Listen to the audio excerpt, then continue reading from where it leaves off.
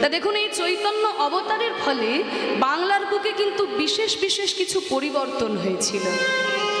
বাংলার বুকে কিছু বিশেষ পরিবর্তন হয়েছিল এই মহাপ্রভু অবতারের ফলে। কি কি পরিবর্তন হয়েছিল? এই যে গৌরচন্দ্রিকাটা আমরা গাইছি, এই গৌরচন্দ্রিকাটা কিন্তু বলা যেতে পারে যে সেই সময়ের একটা ঐতিহাসিক যা যা পরিবর্তন হয়েছিল এই পদাবলীটির মধ্যে ছোট্ট কটা লাইনের মধ্যে সব তুলে ধরা হয়েছে। বলছে কি না, বড় অবতার ভাই, বড় অবতার। মহাপ্রভুকে বলছে বড় অবতার। তাহলে আরো তো কত অবতার পৃথিবীতে এসেছে, তাহলে মহাপ্রভুকে বড় অবতার কেন বলা হলো না? দ্বিতীয় লাইনে বলছে কি না, পতিতেরে বিলায়ল প্রেমেরও ভান্ডার। মহাপ্রভুকে বড় অবতার বলার প্রথম কারণ হলো না, মহাপ্রভু আমাদের মতো সাধারণ মানুষের দ্বারে দ্বারে সেই গোলকের প্রেম ধনকে অকাতরে অবিচারে নিঃস্বার্থে নিঃশর্তে বিলিয়ে দিয়েছেন। হ্যাঁ, নিঃস্বার্থে বিলিয়ে দিয়েছেন। মহাপ্রভু আমাদের কাছে এই যে হরিনাম দান করলেন, তখনকার দিনে মনে করা হতো কি, তখনকার দিনে মনে করা হতো যে সমাজে যা কিছু ভালো ভালো জিনিস, যা কিছু শাস্ত্রীয় সম্পদ সব বামুন আর কায়েতদের জন্য, বাকি সবাই অমানুষের দল।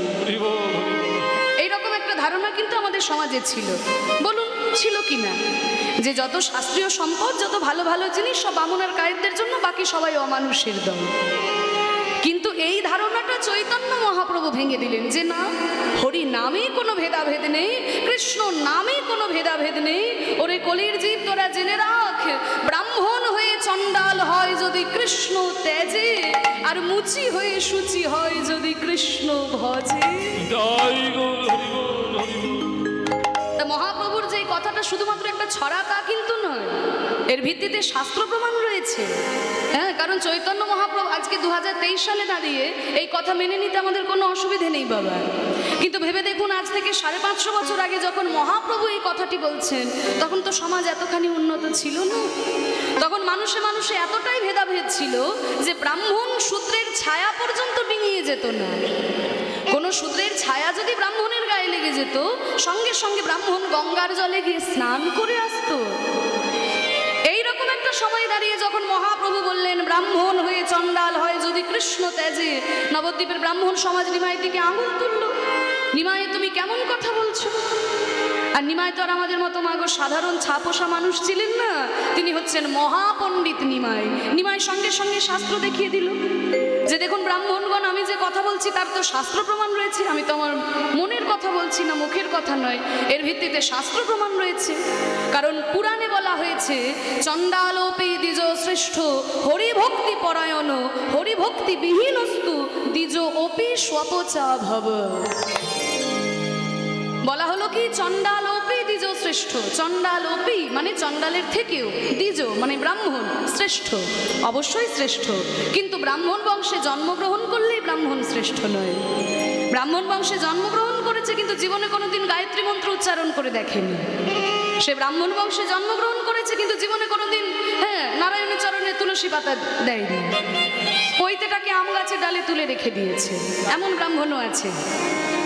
তা এইরকম ব্রাহ্মণ হলে হবে না, চণ্ডালের থেকে ব্রাহ্মণ শ্রেষ্ঠ। কিন্তু বলে দিচ্ছে কোন ব্রাহ্মণ হরিভক্তি পরায়ণ, যেই ব্রাহ্মণ হরিভক্তি পরায়ণ সেই ব্রাহ্মণ চণ্ডালের থেকে শ্রেষ্ঠ। কিন্তু সাবধান করে দিচ্ছে, হরিভক্তি বিহীনস্তু। যদি কোনো ব্রাহ্মণের হরিভক্তি না থাকে, তাহলে দ্বিজ অপি মানে ব্রাহ্মণ হয়েও স্বপচা ভব।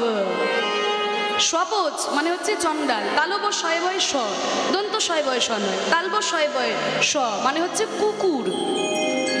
সংস্কৃত ভাষায় তালব শয় বয় স মানে হচ্ছে কুকুর, আর পচ মানে হচ্ছে রান্না করে। মানে আগেরকার দিনে যারা চণ্ডাল, ওই রাস্তার কুকুর ধরে ধরে তারা রান্না করতো, তাই তাদেরকে বলা হতো স্বপচ। তা যদি কোনো ব্রাহ্মণের হরিভক্তি না থাকে, তাহলে ব্রাহ্মণ হয়েও সে চণ্ডালের সমান হয়ে যায়। শুধু তাই নয়, 18 পুরাণের মধ্যে শ্রেষ্ঠ পুরাণ শ্রীমদ্ ভাগবত পুরাণে পর্যন্ত প্রহ্লাদ মহারাজ বলেছেন, বিপ্রদ বিসর্গনয়তাতরবিন্দ নাভ পাদারবিন্দ বিমুখাত স্বপচং বরিষ্ঠং মন্যে তদর্পিত মনোবচনে হিতার্থং প্রাণং পুনাতি শকুলং নত ভূরিমান। কি বলা হলো ভাগবতে? বিপ্রাদ বিসর্গ স্বপচাং বরিষ্ঠং।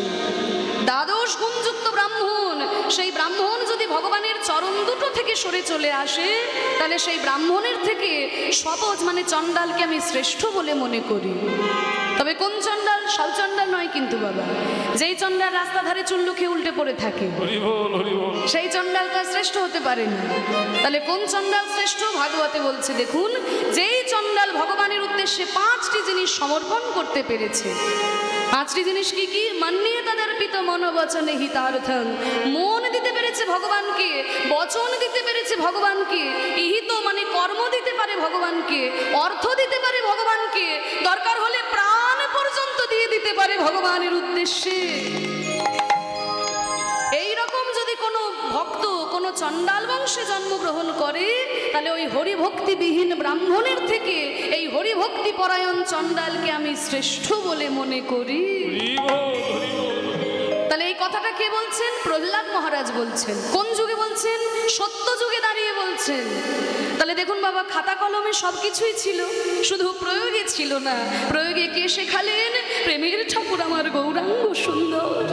আমাদের মতো কলিহত জীবের দ্বারে দ্বারে সমাজে যারা পতিত, যারা অবহেলিত, যারা পদদলিত মানুষ, যাদের কথা কেউ কোনোদিন ভাবে নাই, তাদেরকে পথ থেকে তুলে নিয়ে মহাপ্রভু কোল দান করেছেন। ওরে, হরি নামে কোনো ভেদাভেদ নেই, কৃষ্ণ নামে কোনো ভেদাভেদ নেই। হরের নাম হরের নাম হরের নামৈব কেবলম কলৌ নাস্তৈব নাস্তৈব নাস্তৈব গতিরন্যথা। কলিযুগে আমাদের হরি নাম ছাড়া আর অন্য কোনো গতি নাই। তাই চৈতন্য মহাপ্রভুকে বড় অবতার বলার প্রথম কারণ হলো না, তিনি আমাদের মতো সাধারণ পতিত জীবের দ্বারে দ্বারে, যাদের কথা কেউ কোনোদিন ভাবে নাই, তাদের চরণ ধরে তিনি এই গোলকের প্রেম ধনকে বিতরণ করেছেন। তাই বলছে বড় অবতার ভাই, বড় অবতার। দেখো পতিতের বিলায় অলো প্রেমেরও ভান্ডার। আরো কি করেছিল মহাপ্রভু জানো? বড় অপরূপ ভাই রে আমার গোরা চাঁদের লীলা গো।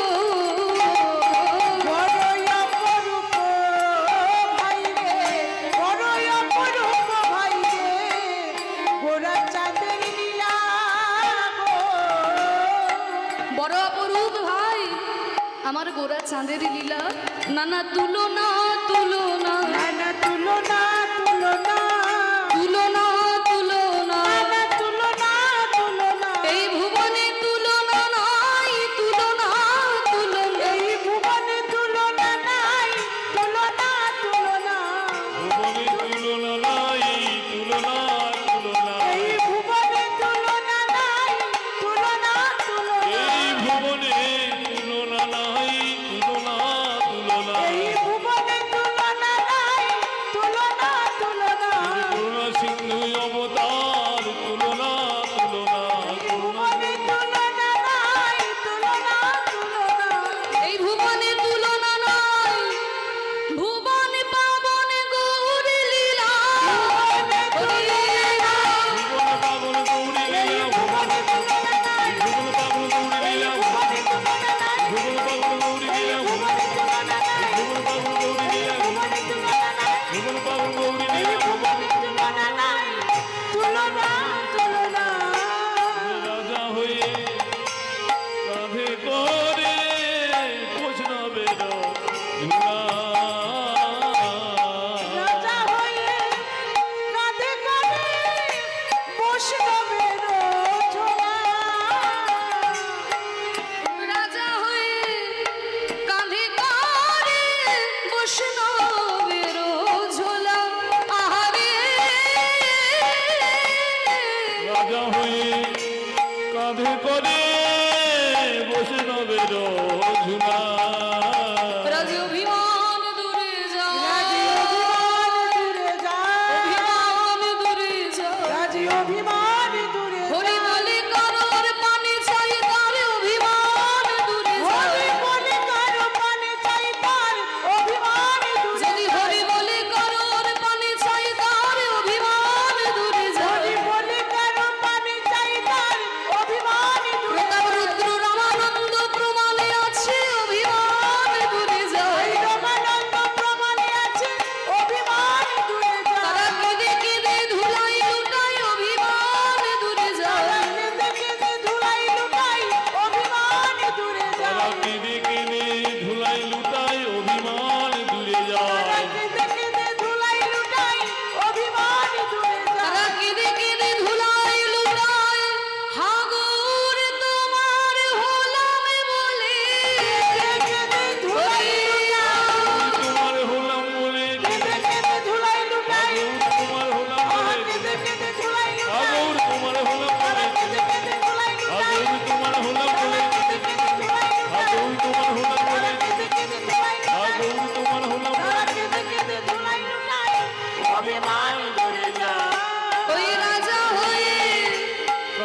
পরে বসে তবে ঝুলা রে। বলছে কি বড় অপরূপ ভাই গোরা চাঁদের লীলা, দেখো রাজা হয়ে কাঁধে করে বৈষ্ণবের ঝোলা। চৈতন্য মহাপ্রভুর অবতারের ফলে এই একটি বিশেষ পরিবর্তন হয়েছিল মাগো, যে দেখুন রাজা সবসময় অহংকারে থাকে, তাই না? রাজা কিন্তু সবসময় অহংকারে থাকে, আমি রাজা সবাই আমার প্রজা, আমি রাজা সবাই আমার প্রজা, এই অহংকার রাজার মধ্যে থাকে। কিন্তু মহাপ্রভু অবতারের ফলে দেখুন সেই রাজা পর্যন্ত অহংকার ত্যাগ করে, অভিমান পরিত্যাগ করে মহাপ্রভুর চরণে শরণাপন্ন হয়েছে। উড়িষ্যার রাজা প্রতাপরুদ্র মহাপ্রভুর কৃপা পাওয়ার জন্য সাধারণ একটা ধুতি পরে, সাধারণ একটা কাপড় পরে শ্রীমদ্ ভাগবতের শ্লোক মুখস্থ করে মহাপ্রভুকে শুনিয়েছিলেন। রামানন্দ সুন্দরী অপ্সরা সমস্ত্রীকে পরিত্যাগ করে, জমিদারিকে পরিত্যাগ করে, হা কৃষ্ণ গৌরাঙ্গ কিছু চাই না বলে মহাপ্রভুর চরণে শরণাপন্ন হয়েছিল। রূপ সনাতন ছিল বাংলার প্রধানমন্ত্রী আর বাংলার অর্থমন্ত্রী, তা সেই মন্ত্রিত্বকে পরিত্যাগ করে হা গৌরাঙ্গ কিছু চাই না বলে তার চরণে শরণ নিয়েছিল, তাই না? রূপ সনাতন বাংলার প্রধানমন্ত্রী আর অর্থমন্ত্রী ছিলেন তারা। তবে বাবা এখনকার দিনের মন্ত্রী আর তখনকার দিনের মন্ত্রী আকাশ পাতাল তফাৎ। কিছু মনে করবেন না, এখন তো ভোট দিলেই মন্ত্রী হওয়া যায়। হ্যাঁ, ক লিখতে কলম ভেঙে যায়, এমন লোকও মন্ত্রী হতে পারে যদি ভোট পায়। কিন্তু 500 বছর আগে সে সিস্টেম ছিল না। তখনকার দিনে সারা বাংলার মধ্যে যিনি শ্রেষ্ঠ জ্ঞানী তাকে মন্ত্রিত্বের আসনে বসানো হতো। নইলে ভেবে দেখুন, নবাব হুসেন শাহ মুসলমান রাজত্বের মধ্যে দুজন ব্রাহ্মণ পণ্ডিত মন্ত্রিত্ব করবে, এ কি সোজা কথা? তাহলে রূপ সনাতনের এতখানি পাণ্ডিত্য ছিল যে নবাব হুসেন শাহ অন্য কোনো মুসলমানকে না দেখে এই রূপ সনাতনকে অর্থমন্ত্রী আর প্রধানমন্ত্রীর আসনে বসিয়েছিলেন।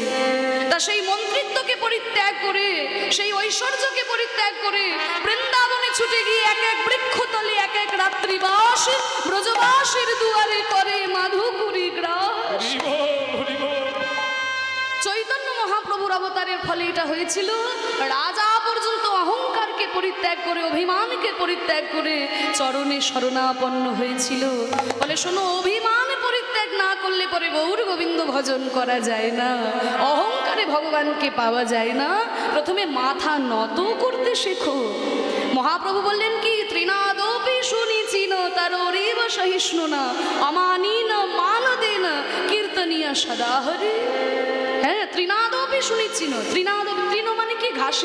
ঘাসের থেকেও ছোট হওয়ার চেষ্টা করো। ঘাস মাটির মধ্যে লুটিয়ে থাকে, সবাই পা দিয়ে চলে যায়, তা সেই ঘাসের থেকেও ছোট হওয়ার চেষ্টা করো। তার ওরিব সহিষ্ণু না, গাছের মতো সহিষ্ণু হও, সহ্য শক্তি করো।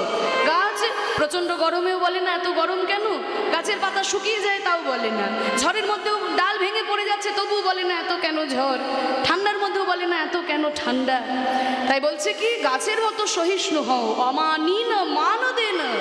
যাদেরকে কোনোদিন কেউ সম্মান করে না তাদেরকে সম্মান দিতে শেখো, কীর্তনিয়া সদা হরি। তাই মাথা নত করতে শেখো।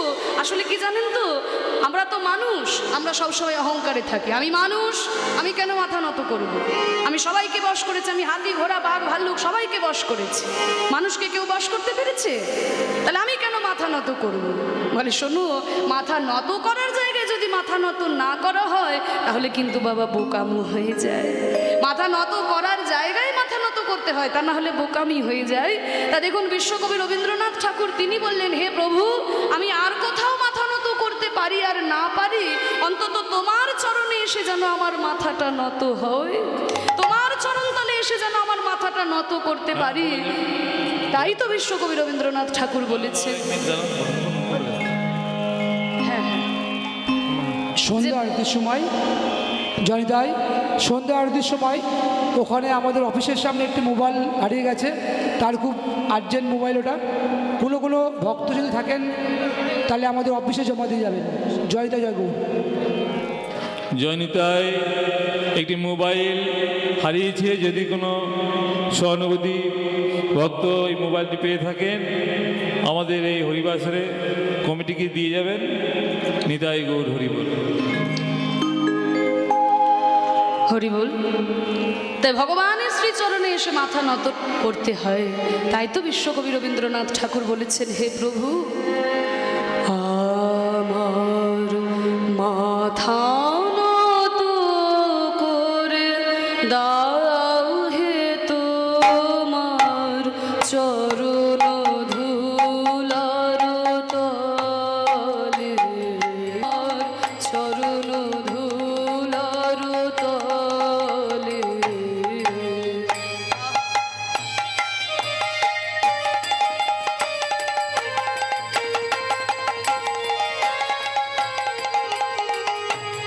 আমার মাথা নত করে দাও তোমার চরণ ধুলার তলে। দেখুন বিশ্বকবি রবীন্দ্রনাথ ঠাকুরের কত বিনয় বাক্য বললেন না, প্রভু তোমার চরণ তলে আমাকে ঠাঁই দাও, কারণ তোমার চরণে ঠাঁই পাবো এই যোগ্যতা আমার তৈরি হয়নি প্রভু। কিন্তু তোমার চরণের তলায় যে ধূলিকণা পড়ে থাকে, ওই ধূলিকণার নিচে যেন তুমি আমাকে একটু ঠাঁই দিও। কত বিনয় বাক্য! আমার মাথা নত করে দাও তোমার চরণ ধুলার তলে। সকল অহংকার, আমি তো অহংকারে পড়ে থাকি, আমার মতো বড় আর কেউ নেই, আমার মতো দাপট এখানে কেউ নেই, আমার মতো অর্থ সম্পত্তি এলাকার কারণ নেই। এই যে অহংকারে আমি পড়ে আছি ঠাকুর, এই অহংকারকে চোখের জলে ধুয়ে মুছে তুমি পরিষ্কার করে দাও। সকল অহংকার হে আমার ডুবাও চোখের জলে, আমার মাথা নত করে দাও হে তোমার চরণ ধুলার তলে।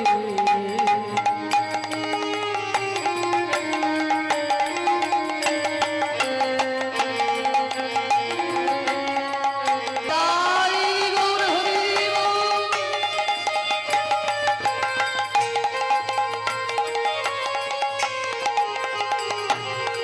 নিজেরে করিতে গৌরব দান, নিজেরে কেবল করি অপমান।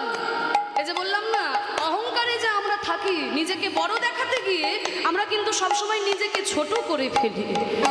অহংকার করতে গিয়ে নিজেকেই আমরা ছোট করে ফেলি নিজেদের কাছে। ব্যাপারটা বোঝাতে গেলে ছোট্ট করে একটু বলি। একজন বাবা ব্রিটিশ আমলে ক্লাস 5-এ পাশ করেছিল, 5 টাকা মাইনে চাকরি করত। এবার সে ছেলেকে পড়াশোনা শিখিয়ে বিরাট বড় ইঞ্জিনিয়ার করেছে, হ্যাঁ, মাসে তার 5 লাখ টাকা মাইনে। এবার সেই ছেলে যদি মনে করে আমার বাবা ব্রিটিশ আমলে ক্লাস 5-এ পাশ করেছিল, আমি MBA করেছি, ইঞ্জিনিয়ারিং করেছি, সব করে নিয়েছি, আমার বাবা 5 টাকা মাইনে চাকরি করতো, আমি 5 লাখ টাকার মাইনে চাকরি করি, তাহলে আমি কোন দুঃখে বাবার চরণে প্রণাম করব? কোন দুঃখে আমি বাবাকে প্রণাম করব? এইরকম যদি কোনো ছেলে বলে, হ্যাঁ, তা পাড়ার লোকেরা কি বলবে? যে ছেলেটা যুক্তি একদম ঠিক আছে, ছেলেটা যুক্তি ঠিক আছে কিন্তু মাথার ঠিক নাই। যুক্তি একদম ঠিক আছে, হ্যাঁ, কারণ সে তার বাবা ক্লাস 5-এ পাশ করেছিল, সে ইঞ্জিনিয়ারিং করেছে, MBA করেছে, কত ডিগ্রি নিয়েছে। তার বাবা 5 টাকা মাইনে চাকরি করতো, সে 5 লাখ টাকার মাইনে চাকরি করে, তা কেন বাবাকে প্রণাম করবে? এখন তো বাবা অর্থ আর পাণ্ডিত্য ছাড়া কেউ কাউকে প্রণাম করে না, দুটো কারণেই প্রণাম করে। এক, যদি কারোর প্রচুর অর্থ সম্পত্তি থাকে তাহলে তার চরণে গিয়ে মানুষ ঢিপ ঢিপ করে প্রণাম করে, আর যদি কারোর পাণ্ডিত্য থাকে, কোনো পণ্ডিত ব্যক্তি হয়, তার চরণে প্রণাম করে। আর আরেকটা কারণে এখন বর্তমানে প্রণাম করে, বলবো বাবা, যদি রাজনৈতিক প্রতিপত্তি কারোর থাকে, হরি বল, হরি বল, হরি বল। তাহলে তার চরণে গিয়ে মানুষ প্রণাম করে, তবে সেটা ভক্তিতে করে না, ভয়ে করে। হরি বল, হ্যাঁ, ভয় করে। তাই দুটো কারণে মূলত মানুষ প্রণাম করে, একটা যদি কারোর অর্থ থাকে আর একটা কারোর পাণ্ডিত্য থাকে। তাহলে বাবার থেকে আমি অর্থতেও বড় আর পাণ্ডিত্যতেও বড়। বাবা 5 টাকা মাইনে চাকরি করতো, আমি 5 লাখ টাকা মাইনে পাই। বাবা ক্লাস 5-এ পাশ করেছিল, আমি MBA করেছি, কেন বাবাকে প্রণাম করব? তা কোনো ছেলে যদি এই কথা বলে, তা পাড়ার লোকেরা বলবে কি? যে ছেলেটা পড়াশোনা করে একটা অমানুষ তৈরি হয়েছে। বলে, ওরে বেটা, তোর বাবা যদি ওই 5 টাকা মাইনে চাকরি করে 2 টাকা সংসারে খরচা করে আর 3 টাকা তোর পিছনে পড়াশোনায় খরচা না করে মদ খেয়ে রাস্তা ধারে পড়ে থাকতো, তাহলে তুই আজকে পারতিস আজ ইঞ্জিনিয়ারিং পাশ করে 5 লাখ টাকা মাইনের চাকরি করতে? হরি বল, হরি বল। এমন বাবাও তো পৃথিবীতে আছে, যদি 5 টাকা ইনকাম করে 2 টাকা সংসারে দেয় তো 3 টাকা মদ গাঁজা খেয়ে উড়িয়ে দেয়, এমন বাবাও আছে। তাহলে তোর বাবা যদি 3 টাকা তোর পিছনে কষ্ট করে পড়াশোনায় খরচা না করে নিজের আনন্দ ফুর্তিতেই উড়িয়ে দিত, তাহলে তুই কি আজকে এত বড় ইঞ্জিনিয়ার হয়ে 5 লাখ টাকা মাইনে চাকরি করতে পারতিস? তাহলে বাবার চরণে যদি আমি প্রণাম না করি তাতে বাবার কিছু এসে যায় না, কিন্তু পাড়ার লোকেরা কি বলবে? যে ছেলেটা পড়াশোনা করে অমানুষ হয়েছে। ঠিক তেমনি প্রভু, আমি যদি তোমার চরণে এসে এসে প্রণাম না করি তাতে তোমার কিছু এসে যাবে না। কিন্তু অনেকে বলে না, ঠাকুরের চরণে কেন মাথা নত করবো, ঠাকুরের চরণে কেন মাথা নত করবো, আমার হাত আছে, আমার পা আছে, আমি কর্ম করে খাই, ভগবানকে এসে খাইয়ে দেবে নাকি আমাকে? বলে শোনো, আজকে তোমার হাত পা নেড়ে কর্ম করে খাওয়ার ক্ষমতা হয়েছে, কিন্তু মনে করে দেখো যেদিন তুমি মাতৃগর্ভে ছিলে, যেদিন তুমি মাতৃগর্ভ থেকে ভূমিষ্ঠ হয়েছিলে, সেই দিন তোমার হাত পা নেড়ে কর্ম করে খাওয়ার ক্ষমতা ছিল না। তখন ভগবান কৃপা করে মাতৃস্তন প্রস্তুত করে রেখেছিল, সেই খেয়ে তুমি আজকে বড় হয়েছো। তাহলে ভগবানের চরণে মাথা নত না করলে ভগবানের কিছু এসে যায় না, কিন্তু আমরাই নিজেরাই নিজেদের কাছে ছোট হয়ে যাই। তাই রবীন্দ্রনাথ ঠাকুর বললেন, নিজের করিতে গৌরবদান, নিজের কেবলি করি অপমান, আপনারে শুধু ঘেরিয়া ঘেরিয়া ঘুরে মরি পলে পলে, আমার মাথা মতো করে দাও হে তোমার চরণ ধুলার তলে।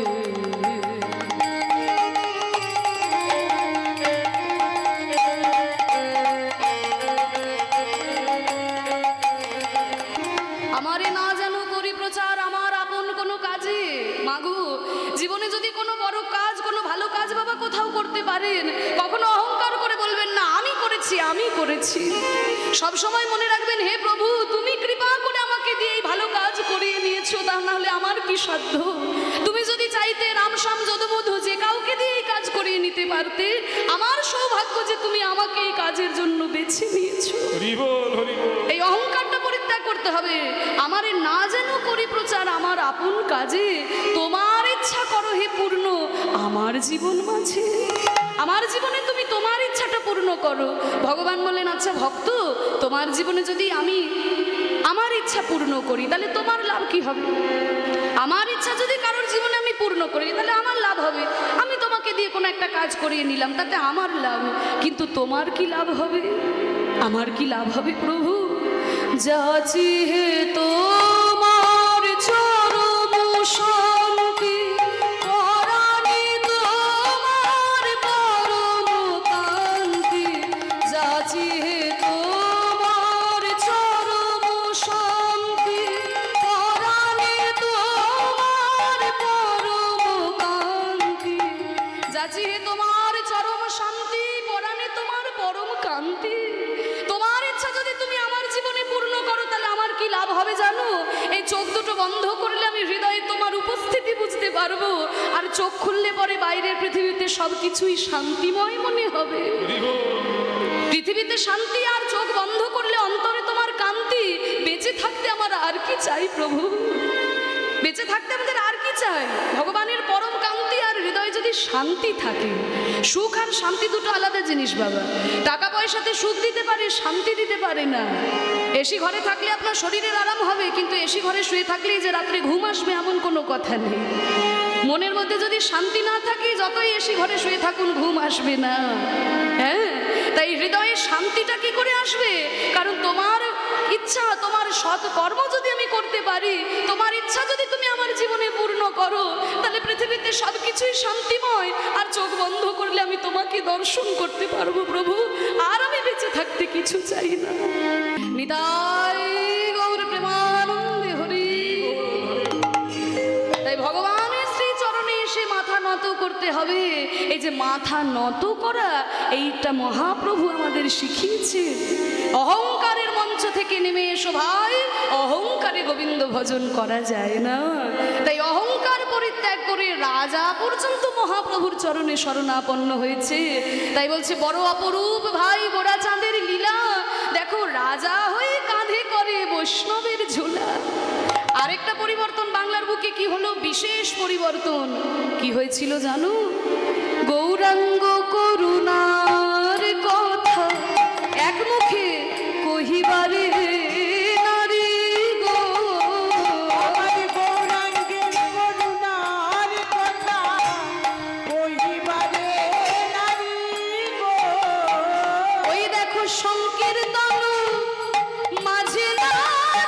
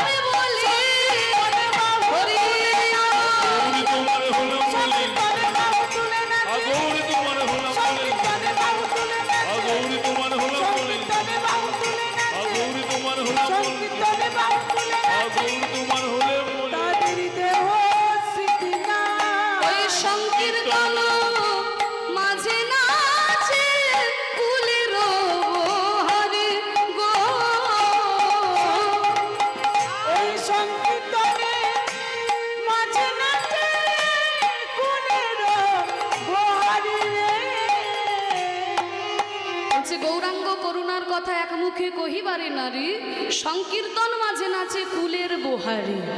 হ্যাঁ, মহাপ্রভু অবতারের ফলে এই একটা পরিবর্তন হলো কি না, সমাজের যারা মহিলা সমাজ, নারী জাতি, তারা আবার নতুন করে তাদের সম্মান ফিরে পেল। মধ্যযুগীয় সমস্ত ধর্মে বাবা মেয়েদেরকে একটা পিছিয়ে রাখার প্রবণতা তৈরি হয়েছিল, সেটা কিন্তু একেবারে প্রাচীনকালে ছিল না। মধ্যযুগীয় সমস্ত ধর্মে এটা তৈরি হয়েছিল। দেখুন, মুসলমান ধর্মে যদি কোনো মুসলমান নামাজ পড়ে, তা তার সামনে দিয়ে যদি কোনো মহিলা পেরিয়ে যায়, তাহলে কিন্তু তার নামাজ ক্যান্সেল হয়ে যায়। যদি কোনো পুরুষ পেরিয়ে যায় তাহলে কিন্তু ক্যান্সেল হবে না, যদি কোনো মহিলা পেরিয়ে যায় তাহলে তার নামাজ ক্যান্সেল। আমাদের হিন্দু ধর্মেও দেখুন, ভট্টাচার্য, মুখার্জি, চক্রবর্তী, ব্যানার্জি যেই হোক না কেন, সবাই কিন্তু শালগ্রাম শিলায় তুলসী পাতা দিতে পারে, কিন্তু যিনি ব্রাহ্মণের স্ত্রী, তিনিও তো কোনো ব্রাহ্মণেরই কন্যা, তিনি কিন্তু শালগ্রাম শিলায় তুলসী পাতা দিতে পারবেন না। তিনি তুলসী চয়ন করে রাখতে পারবেন, কিন্তু নিজের হাতে দিতে পারবেন না।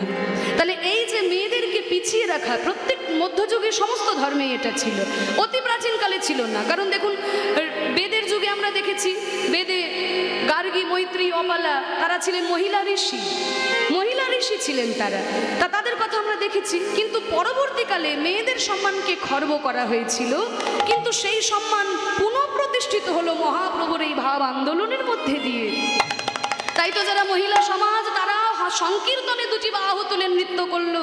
তাই তো নিত্যানন্দ প্রভুর অপ্রকটের পর আপনারা জানেন, মা জাহ্নবা দেবী শত শত ভক্তদের দীক্ষা দিয়েছেন।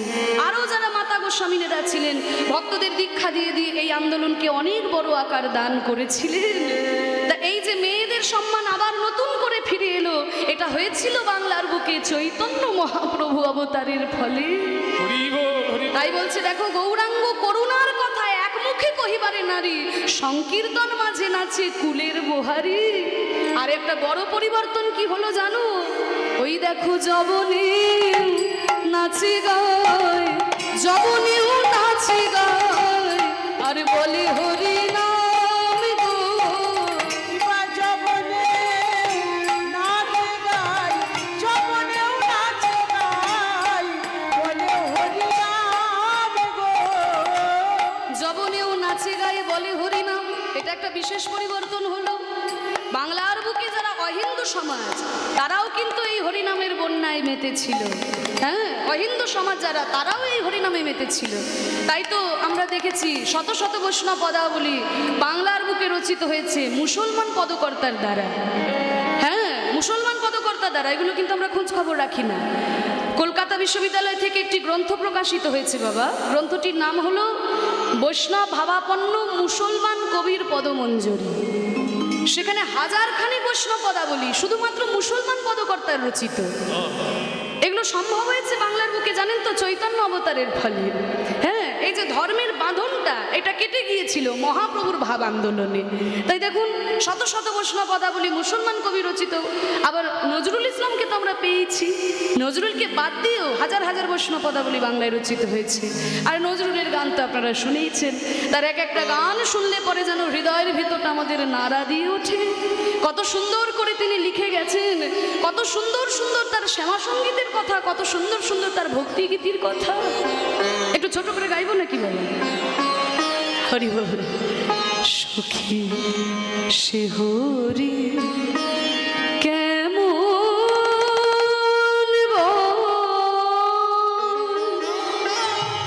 নাম শুনে যা, এত প্রেম জাগে চোখে আনে এত জল।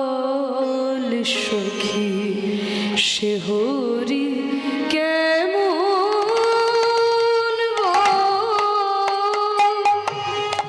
নাম শুনে যা, এত প্রেম জাগে চোখে আনে এত জল। সখী সে হরি কেমন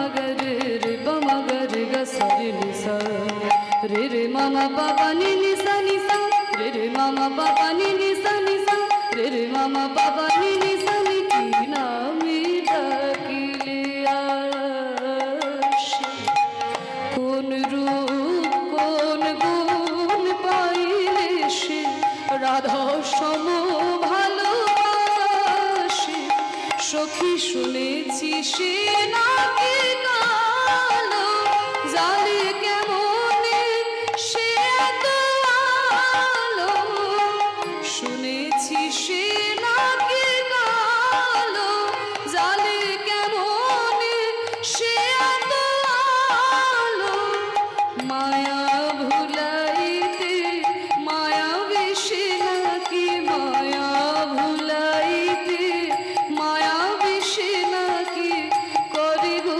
মায়ার ছল সখী শহরি কেমন বল নাম শুনে যার এত প্রেম জাগে চোখে আনে এত জল সখী শহরি কেমন বল সখী শহরি কেমন বল সখী শহরি কেমন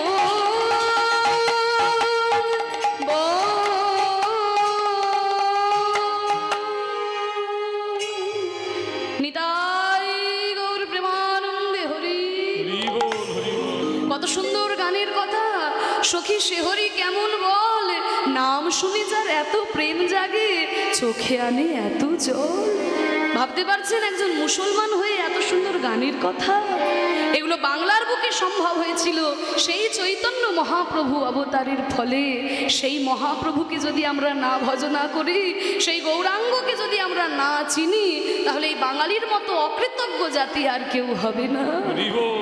তাই বলছে দেখো যবনে নাচে গায় যবনেও নাচে গায় মুখে বলে হরি নাম গো যবনে নাচে গায় যবনেও নাচে গায় বলে হরি নাম গো বলি হেন অবতারে সে বঞ্চিত বলো রাম আহারে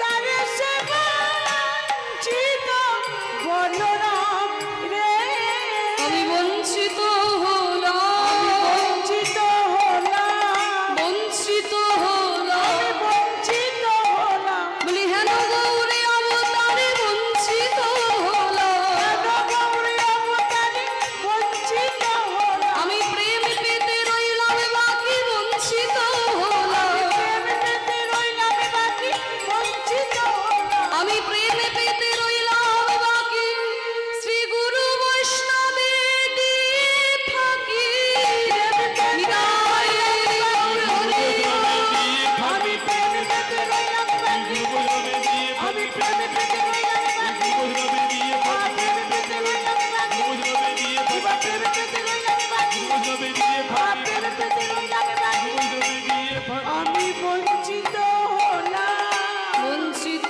বলো রাম রে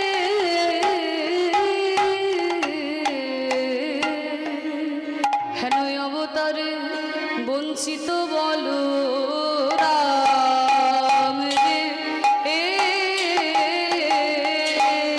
অবতারে বঞ্চিত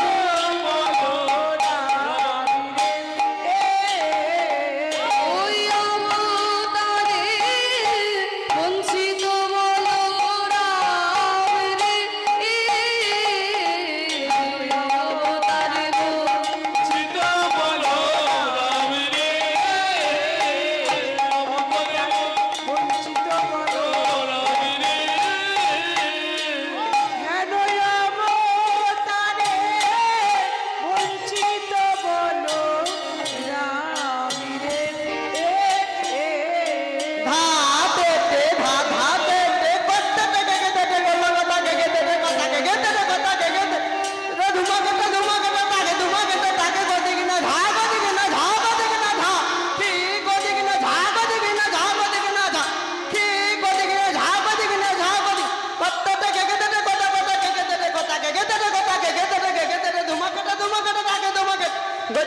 ঝা করে কিনা ঝা করে কিনা ঝা করে কিনা ঝা করে কিনা ঝা করে কিনা ঝা করে কিনা ঝা করে কিনা ঝা করে ঝা কে ধনে ধনে রাখি দে ধনে ধনে রাখি দে ধনে রাখি দে এ রাখি দে ঝা তা তা দেখতে কে তা তা দেখতে কে রাখি না ঝা রাখি না ঝা রাখি না ঝা ঠিক কি রাখি না ঝা রাখি না ঝা রাখি না ঝা ঠিক কি রাখি না ঝা রাখি না ঝা ঝা কে ধনে ধনে রাখি দে ধনে ধনে রাখি দে ধনে রাখি দে ঝা তা তা দেখতে কে তা তা দেখতে কে রাখি না ঝা রাখি ঝা রাখি না ঝা ঠিক কি রাখি না ঝা রাখি না ঝা রাখি না ঝা ঠিক কি রাখি না ঝা হেন অবতারে বঞ্চিত বলো না রে অবতারে বঞ্চিত বলো রামী রে অবতারে বঞ্চিত বলো অবতারে বঞ্চিত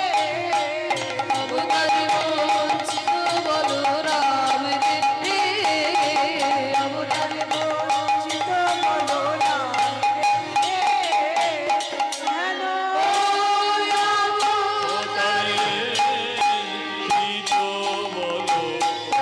রামী রে অবতারে বঞ্চিত বলরাম রে অবতারে বঞ্চিত বলো না হেন অবতারে বঞ্চিত বলো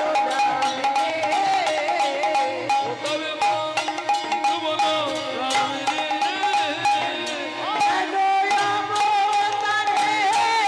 বঞ্চিত বলো না রামী রে অবতারে বঞ্চিত বলো রামী রে অবতারে বঞ্চিত বলো না অবতারে বঞ্চিত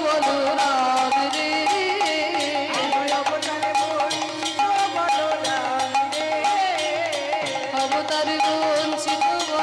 রামী রে হেন অবতারে বঞ্চিত বলো রাম রে অবতারে বঞ্চিত বলরাম রে অবতারে বঞ্চিত বলো না অবতারে বঞ্চিত বলরাম রে অবতারে বঞ্চিত বলো না অবতারে বঞ্চিত বলরাম রে অবতারে বঞ্চিত বলো না অবতারে বঞ্চিত বলরাম রে অবতারে বঞ্চিত বলো না অবতারে বঞ্চিত বলরাম রে অবতারে বঞ্চিত বলো না অবতারে বঞ্চিত বলরাম রে অবতারে বঞ্চিত বলো না অবতারে বঞ্চিত বলরাম রে অবতারে বঞ্চিত বলো না অবতারে বঞ্চিত বলরাম রে অবতারে বঞ্চিত বলো না অবতারে বঞ্চিত বলো রাম রে হেন অবতার জানি তাই উপস্থিত সকল গৌর অনুরাগী কৃষ্ণ ভক্তবৃন্দের শ্রীচরণে আমার কোটি কোটি দণ্ডবত প্রণাম। এতক্ষণ আমরা গৌর চন্দ্রিকার মধ্যে ছিলাম, এবার চলুন আমাদের লীলার মধ্যে আমরা প্রবেশ করি। আজকে যে লীলাটি আমরা আস্বাদন করব, চৈতন্য মহাপ্রভু তার গুণে অনেক পাপী তাপীকে উদ্ধার করেছিলেন। আজকে আমরা দর্শন করব এমন একজন হরিবল এমন একজন ভক্ত বৈষ্ণব অপরাধ করেছিলেন এবং কেমন করে মহাপ্রভুর কৃপায় তার সেই বৈষ্ণব অপরাধ খণ্ডন হলো, সেই লীলা আজকে আমরা আস্বাদন করব। সেই চাপাল গোপাল উদ্ধারের কথা আজকে আমরা আস্বাদন করব। চলুন লীলার মধ্যে প্রবেশ করি। সবাই মিলে বলুন প্রেমানন্দে নিতাই গৌর হরি বল। বাহ, মোটামুটি হাত তুলেছে সবাই বটে, কিন্তু খুব একটা জোর হলো না গো, খুব একটা জোর হলো না। একটু জোর করে বলো তো, একটু চিৎকার করে নিতাই গৌর প্রেমানন্দে হরি বল। বাহ, এইবার হয়েছে। মায়ের একটু উলুধ্বনি দাও। হ্যাঁ, এইবার ভালো হয়েছে, সুন্দর হয়েছে। তাহলে হরিধ্বনি দিয়েছো, উলুধ্বনি দিয়েছো। চলো মীরার একটা ছোট্ট আমরা ভজন আস্বাদন করি। এত বড় ভক্ত ছিল মীরাবাই যে আমাদের মতো মানুষ হয়ে জন্ম নিয়ে ভগবানকে নিজের স্বামী হিসেবে পেয়েছিল। সেই মীরাবাইয়ের জীবন কাহিনী নিয়ে রচিত একটি ভজন শুনতে শুনতে আমরা লীলায় প্রবেশ করি। সারে গা পা ধা পা মা ধা পা পা ধা পা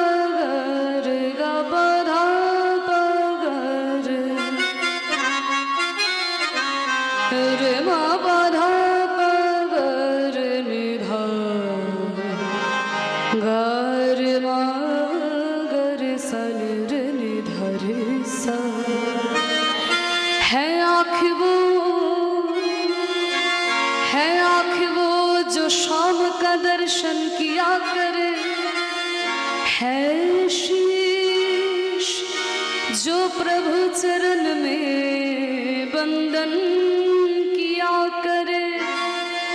बेकार वो मुख है जो रहे व्यर्थ बातों में, बेकार वो मुख है जो रहे व्यर्थ बातों में। मुख वो है जो हरि नाम का सुमिरन किया करे। हीरे मोती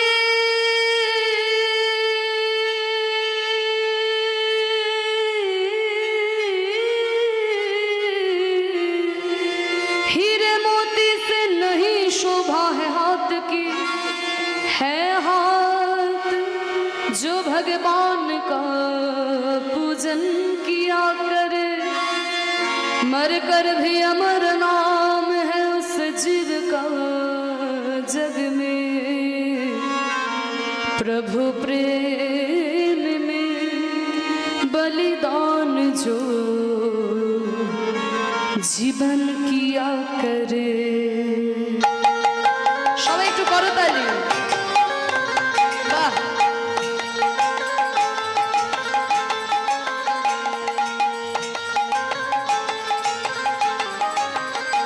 ऐसी लागी लगन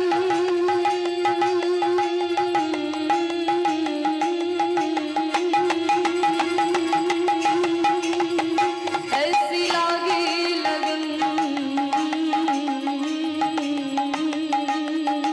ऐसी लागी लगन लागी लागी रे लगन लागी लागी रे लगन।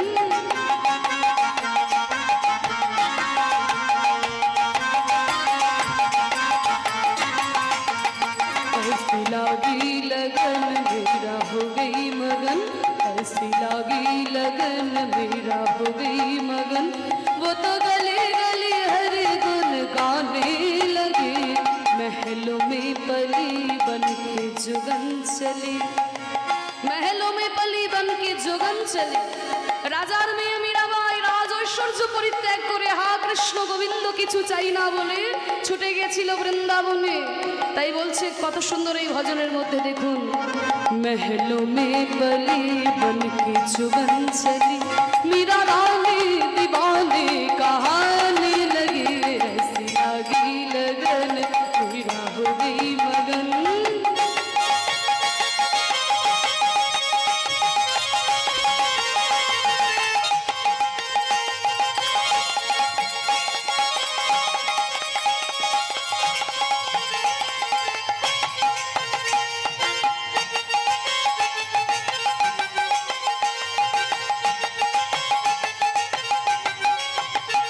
कोई रोके नहीं कोई टोके नहीं, मीरा गोविंद गोपाल गाने लगे।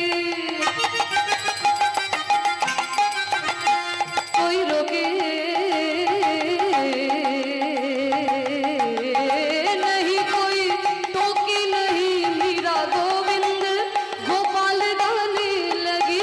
बैठी संतों के संग रंगी मोहन के रंग, मीरा प्रेमी प्रीतम को मनाने लगी। वो तो गली गली हरि गुन गाने लगी, ऐसी लागी लगन मेरा हो गई मगन। वो तो गली गली गली गली गली गली गली गली गली हरि गुन गान गाने लगी, ऐसी लागी लगन। बोलो तभी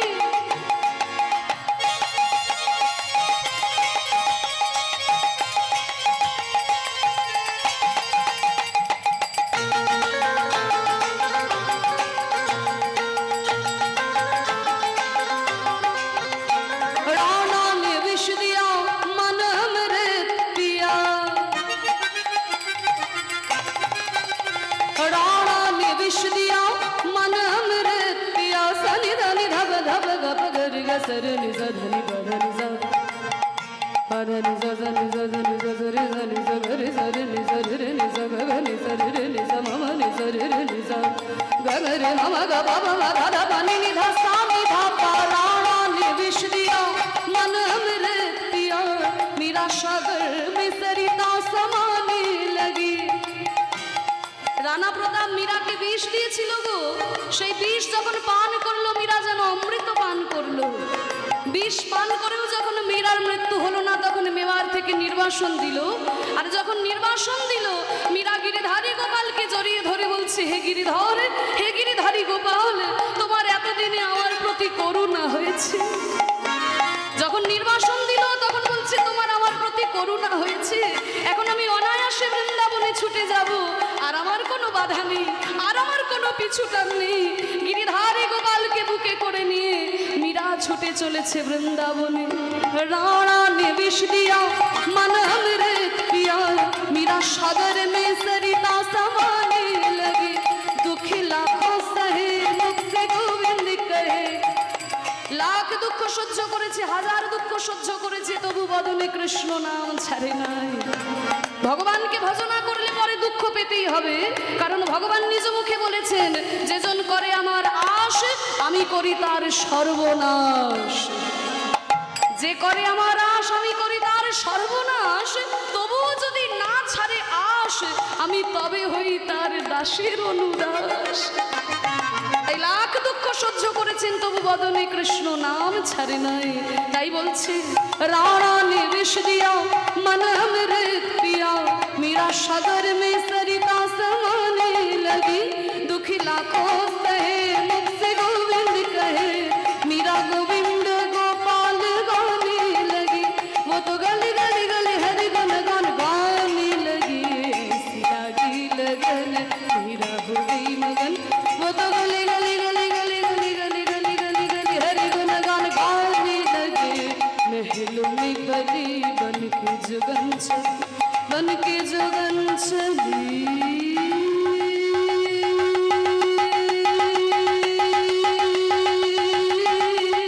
बन के जोगन चली, बन के जोगन चली, बन के जोगन चली, बन के जोगन चली, बन के जोगन चली।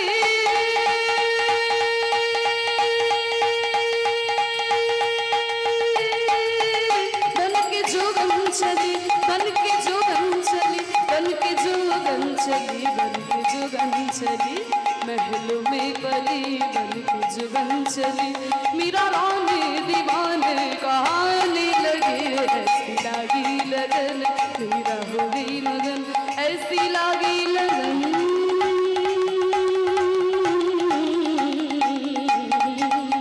ऐसी लागी लगन मीरा हो गई मगन, ऐसी लागी लगन मीरा हो गई मगन, ऐसी लागी लगन मीरा हो गई मगन।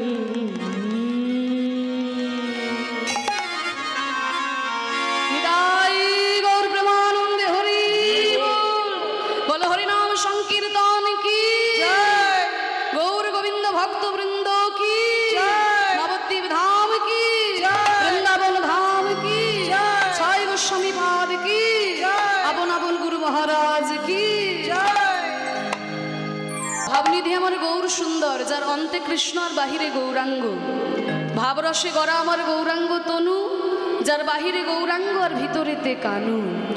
রাধা কৃষ্ণ একই আত্মা দুই দেহ ধরি, অনন্য বিলাস রস আস্বাদন করি। সেই দুই তনু এবে চৈতন্য গোসাই, লীলারস আস্বাদিতে দোহে হইলা এক ঠাই। রাধা এবং কৃষ্ণ একই আত্মা, পৃথক নয়। সেই দুটি দেহ এক হয়ে, দুটি দেহ মিলিত হয়ে সোনার বরণ গৌর হয়ে এসেছেন সোনার নদিয়ায়। তাই কখনো তার মধ্যে আমরা দেখতে পাই রাধারানীর ভাব, কখনো তার মধ্যে আমরা দেখতে পাই কৃষ্ণের ভাব। কখনো রাধা ভাবে বিভাবিত হয়ে আমার গৌর হরি ভক্তদের মাঝে বসে ক্রন্দন করছেন, আবার কখনো কৃষ্ণ ভাবে বিভোর হয়ে মহাপ্রভু ভক্তদের সঙ্গে নিয়ে হরিনাম করছেন। তাই মহাপ্রভু এই যে কলিযুগে অবতীর্ণ হয়ে এলেন, আমাদের কলিহত জীবের দ্বারে দ্বারে হরিনাম বিলিয়ে দিলেন।